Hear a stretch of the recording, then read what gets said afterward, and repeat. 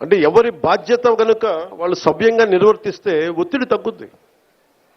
నేను చూడండి, తిరుపతిలో ప్రతి ఒక్క వ్యక్తి కనుక వాడి బాధ్యత నిర్వర్తించుంటే సరిగ్గా ఇంతమంది మంత్రులు వెళ్లాల్సిన పరిస్థితి ఉండేది కాదు, ముఖ్యమంత్రి రావాల్సిన పరిస్థితి ఉండేది కాదు, నేను వెళ్లాల్సిన పరిస్థితి ఉండేది కాదు, ఎంటైర్ క్యాబినెట్ ఉండాల్సిన పరిస్థితి ఉండేది కాదు.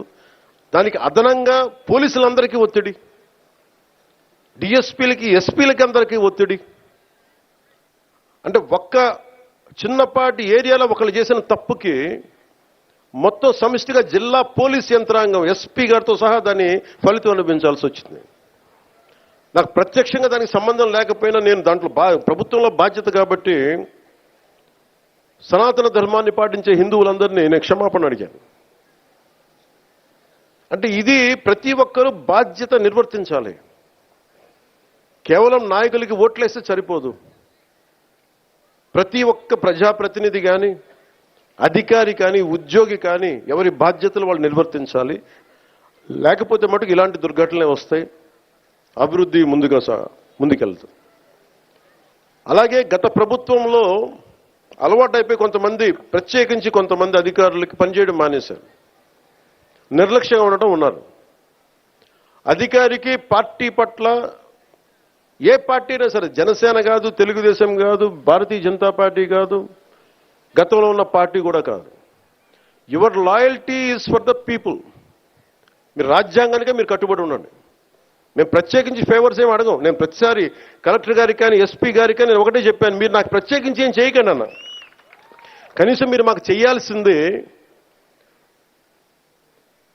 న్యాయం అందరికీ జరిగేలా చూడండి అని చెప్పాను. మా వాళ్ళు శిక్షిస్తే, తప్పు చేస్తే మాకు కూడా బాధ్యత ఏర్పడని చెప్పాను. ఎందుకంటే నేనే స్వయంగా అసెంబ్లీలో నేనే చెప్పాను, తప్పు చేస్తే నన్ను కూడా శిక్షించమని. అలాంటిది మీరు మా వాళ్ళు రక్షించమని నేను అడగట్ల, కానీ రాజ్యాంగం ఇచ్చిన విధుల్ని సంపూర్ణంగా పరిరక్షించమని నేను మనస్ఫూర్తిగా అడుగుతా ఉన్నాను. అంటే ఇది ముఖ్యంగా మన పిఠాపురంకి సంబంధించి మీ అందరి దృష్టికి తీసుకొస్తా ఉన్నా.